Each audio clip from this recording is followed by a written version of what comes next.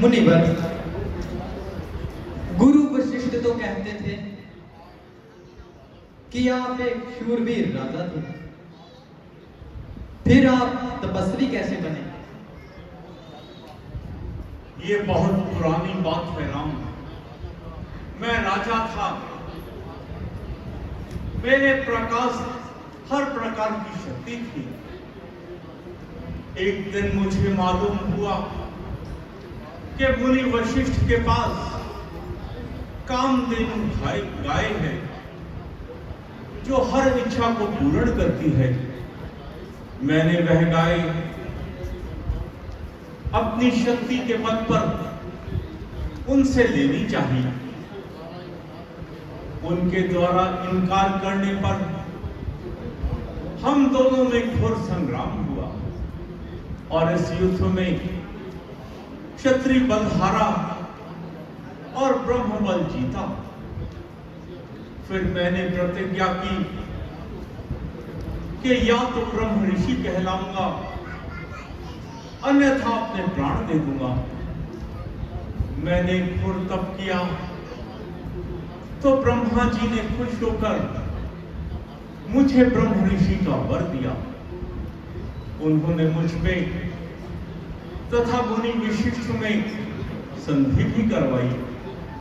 तभी से हम दोनों मित्र हैं। आप वास्तव में धन्य हैं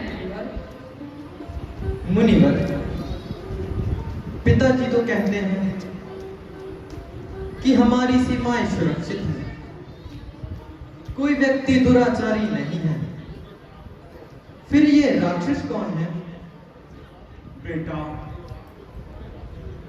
ये राक्षस तुम्हारे राज्य के व्यक्ति नहीं है। ये तो लंका के राजा रावण के अनुचर है। और रावण जो हमारी आर्य संस्कृति को समाप्त करके विश्व में राक्षस संस्कृति का सिक्का जमाना चाहता है, अयोध्या राज्य को अपने अधीन करना चाहता है। और इसलिए उसके जासूस ऋषियों को तंग करते रहते हैं, हमारे धर्म कार्यों में सदा विघ्न डालते रहते हैं। यदि ऐसी बात है तो हम उन्हें मुंह तोड़ उत्तर क्यों नहीं देते? क्या हम कायर हैं, बुज़दिल हैं, जो अपनी संस्कृति को नष्ट होते देख खामोश बैठे हैं?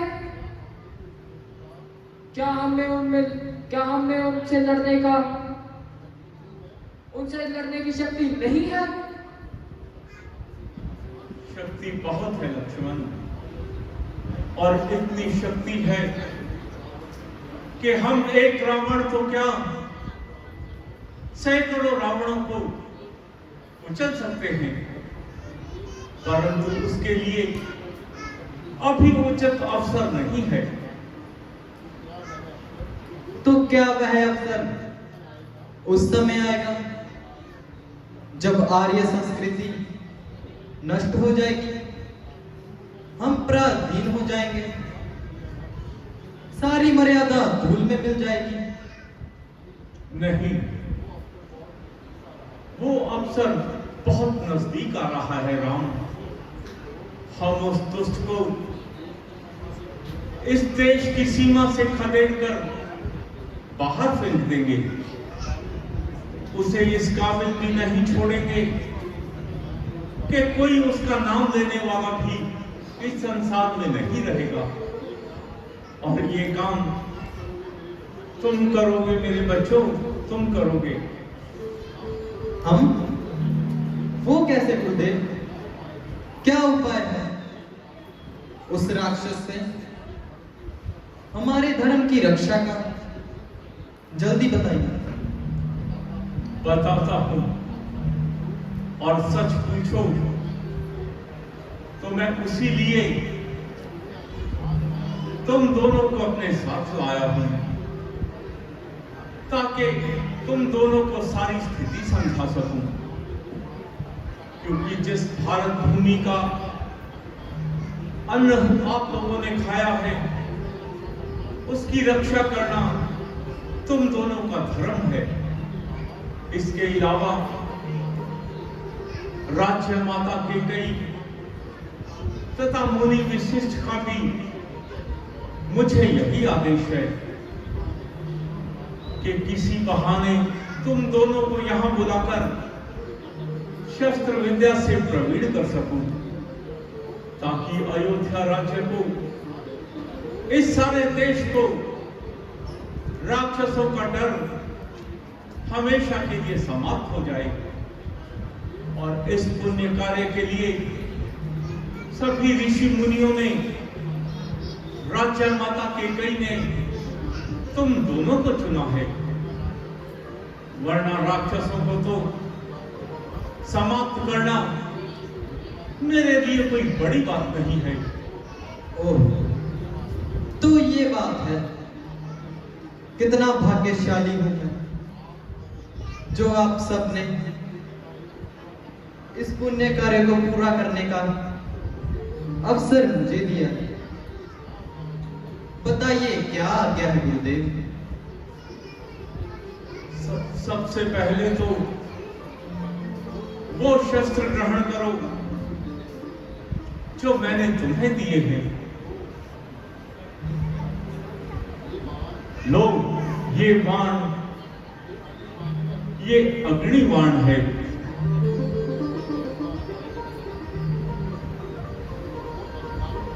वो धर्म बाण है जिनका प्रयोग करने से युद्ध में निश्चय विजय होती है। और ब्रह्मा जी का दिया हुआ वज्र का शस्त्र तुम्हारी और तुम्हारी संतान की सेवा में रहेगा।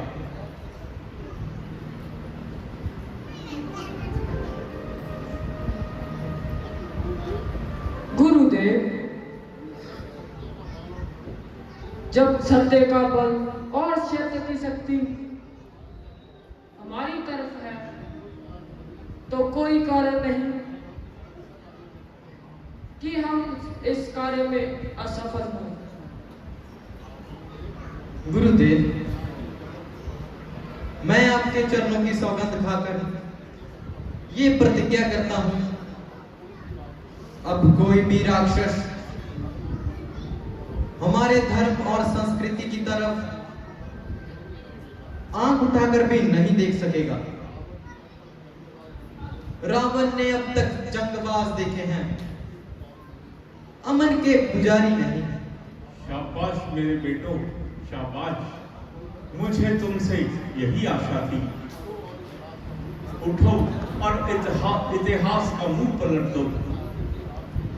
रणचंडी हाथ में लेकर प्रतिज्ञा करो कि तुम इन दुष्टों को यहां से खदेड़ कर ही दम लोगे। भारत को इस समय एक वीर पुरुष की आवश्यकता है।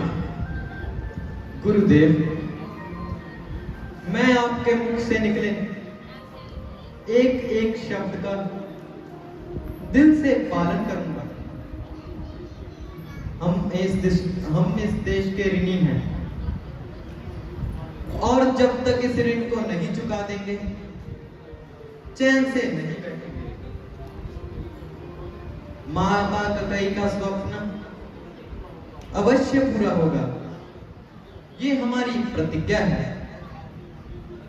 और आपके कहे हुए शब्द मुझे मेरी प्रतिज्ञा याद दिलाते रहेंगे। अब आप निश्चित होकर यज्ञ करें।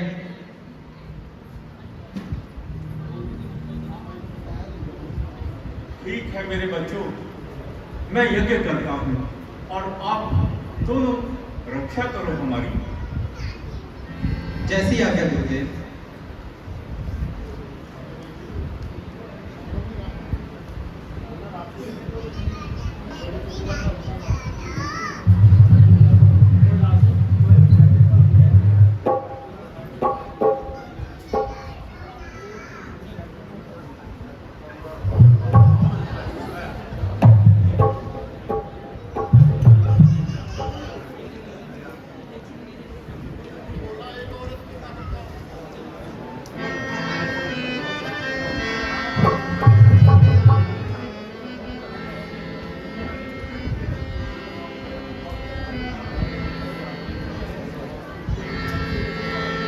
एक औरत को कत्ल कर उछल रहा रणदीप, बच कर जाएगा कहाँ, आ पहुंचा मारीच।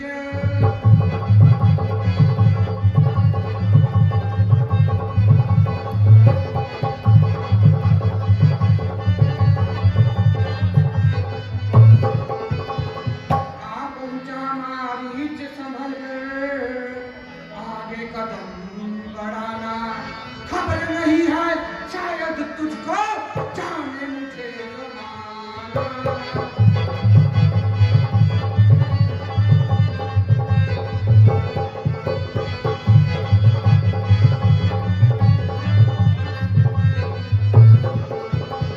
नामुमकिन है आज तुम्हारा यहाँ से जिंदा जाना, मिलो जुलो जिससे मिलना, खा लो जो कुछ खाना।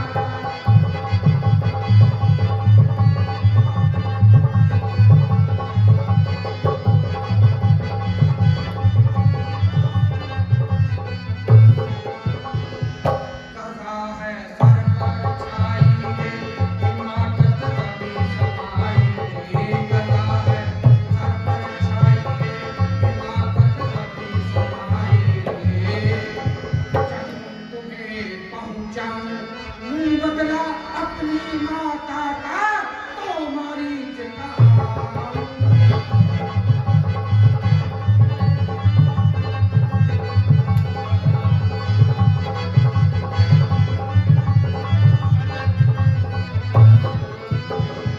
क्यों ज्यादा बक बक करे, रख जुबान को बंद। माँ तो तीर चला चुकी, अब आए फरजंद।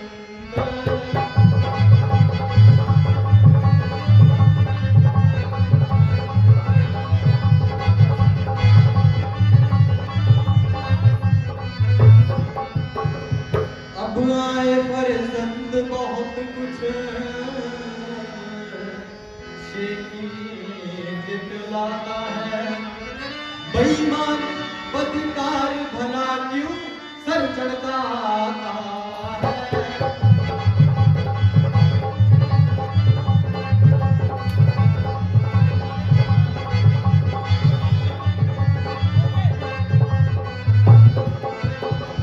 हट पीछे मरदूद मुफ्त क्यों बदबू फैलाता है। अब भी आजा बाज जान की है अगर चाहता है।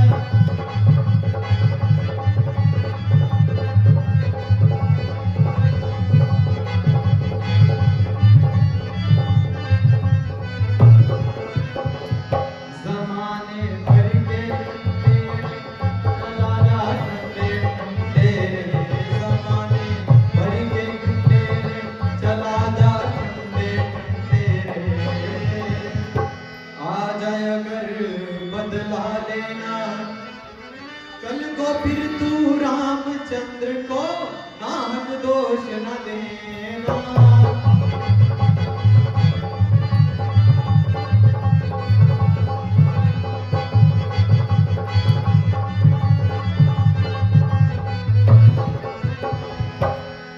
जो कुछ यज्ञ का सामान है सब नष्ट कर डालो, ये पहली शुभ पावन है, इसे भी नष्ट कर डालो। खबरदार, जो कोई भी इधर आएगा मुंह की खाएगा, कटेगा शीश कौरी से। जो जरा नोखी किसकी उठाकर आंख भी देखे, ये मजाल है किसकी। नहीं ये युद्ध है नाजुक बदन कुमारों से, बड़ा है वास्ता क्षत्रिय कमांधारों से। चला जुबान की लपी छोड़ दे। अगर जान की क्या चाहता है तो अभी हाथ जोड़ दे। अरे कमल, अभी तो तेरे दूध के दांत नहीं टूटे। मेरे दांत तो नहीं टूटे, परंतु तेरे जरूर तोड़ दूंगा। भाग जा, वरना नंगू की तरह मैं तोड़ दूंगा। अगर ज्यादा बकवास की तो गर्दन मरोड़ दूंगा। शरारत से बाज नहीं आता नीच। बस बस बस मैं सुन चुका बहुत तेरी बकवास, अब ज्यादा बोला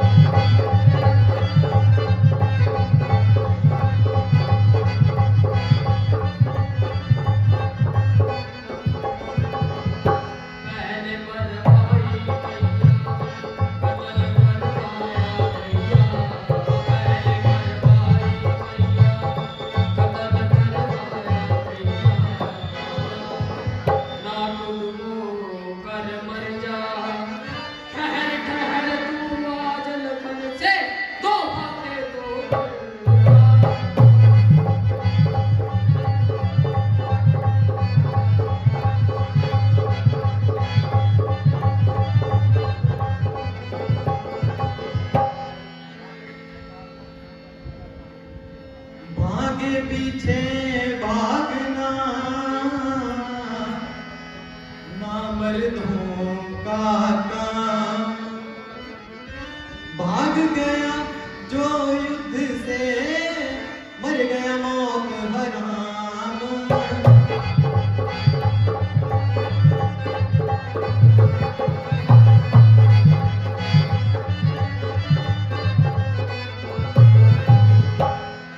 भाग गया जो युद्ध से या भागते ही बन पाई।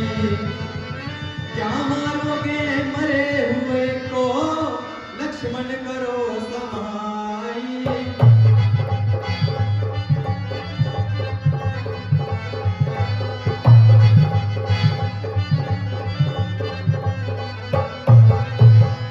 मर गया मौत हराम जिसने युद्ध से पीठ दिखाई।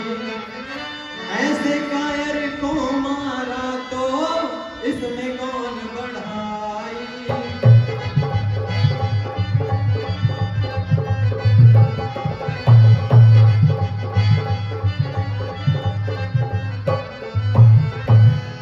पीठ दिखला गया दुश्मन आखिरी तुझको लक्ष्मण।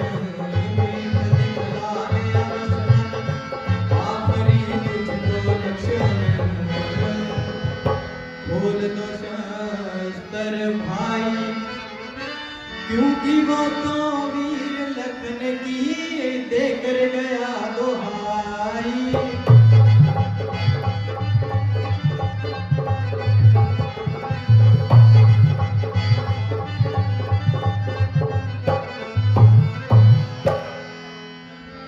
शाबाश रघुकुल शिरोमणि, शाबाश।